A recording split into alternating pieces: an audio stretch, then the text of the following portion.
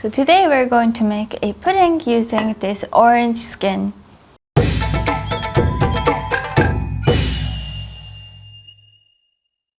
So the ingredients are this pudding dessert mix, milk, and an orange peel.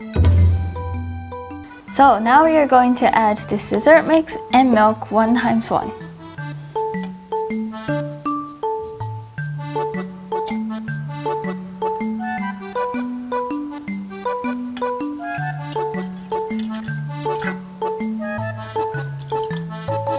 So now I will mix the mix.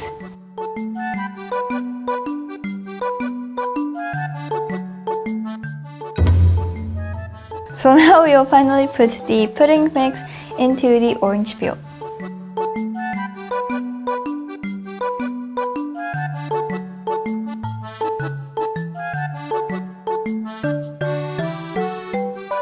And finally, if you add some fruit, it might be very pretty and fun to make.